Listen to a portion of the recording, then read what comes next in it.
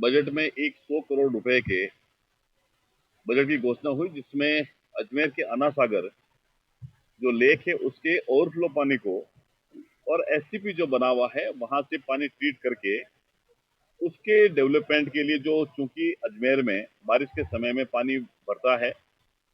माननीय अध्यक्ष जी ने और अजमेर के जनप्रतिनिधि की मांग पर माननीय मुख्यमंत्री ने ये काम स्वीकृत किया है। जब हमने इस बजट घोषणा को देखा तो ये मुख्य रूप से इस बात के लिए हमें बड़ी चिंता हुई कि इस बजट घोषणा की क्रियान्वित होती है अगर, तो लोगों में कुछ बातें भी उत्पन्न हुई, जिससे लोगों में थोड़ा सा विरोध के स्वर उत्पन्न हुए। क्योंकि लूणी नदी जो है, लूणी नदी जो अजमेर के वहां से निकलती है अन्ना सागर के ओवरफ्लो पानी से, और वो वहां से फिर सीधा बालोतर तक जाती है, जिसके बीच में पुष्कर विधानसभा का पार्ट भी आता है, उसमें डेगाना विधानसभा भी आती है, उसमें मेड़ता विधानसभा भी आती है,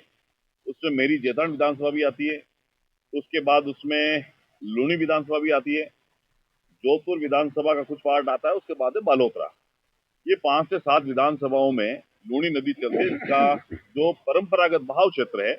वो अन्ना सागर के ओवरफ्लो पानी के कारण से चलता है।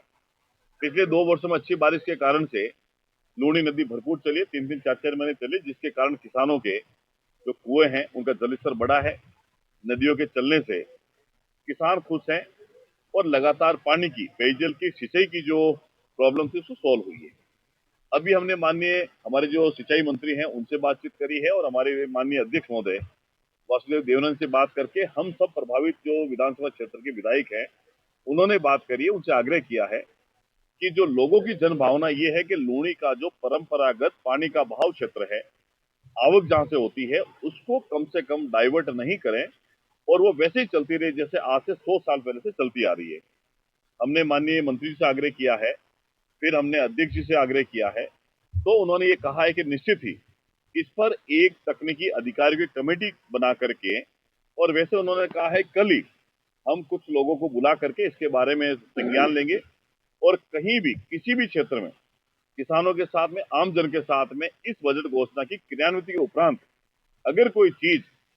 जनता के विरोध में होती है, जनता की भावनाओं के विरोध में अगर उत्पन्न होती है, तो निश्चित ही उसका समाधान निकालेंगे। और जो परंपरागत लूणी का बहाव क्षेत्र, जो बरसात के मौसम में नदियां जो चलती है, लूणी की नदी जो चलती है, उस बहाव क्षेत्र पानी को कहीं भी डाइवर्ट नहीं करेंगे, परंपरागत रूप से वो वहां चलता रहे। इसके लिए हमने माननीय अध्यक्ष जी को और मंत्री जी को आग्रह किया है। तो मैं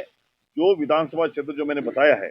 इस लूणी क्षेत्र के बहाव में जो जो विधानसभा क्षेत्र जिसमें से नदी निकलती है, उनसे मैं आग्रह करूंगा किसी प्रकार के भ्रम में नहीं रहे, कोई भ्रामक तथ्य अगर कोई फैलाता है उससे बचें।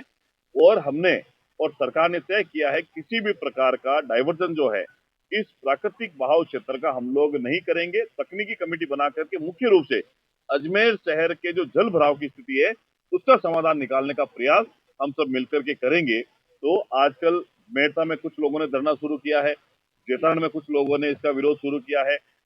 लूणी विधानसभा में किया है, हमारे इस डेगाना के अंदर किया है। तो हम ये चाहते हैं कि जनता की भावनाओं का ध्यान रखें और उनके साथ में कोई अन्याय नहीं हो। लूणी का जो क्षेत्र है उसके अंदर निरंतर रूप से अन्ना सागर का ओवरफ्लो पानी आता रहे, इसके लिए हम समाधान मिलकर के निकालेंगे।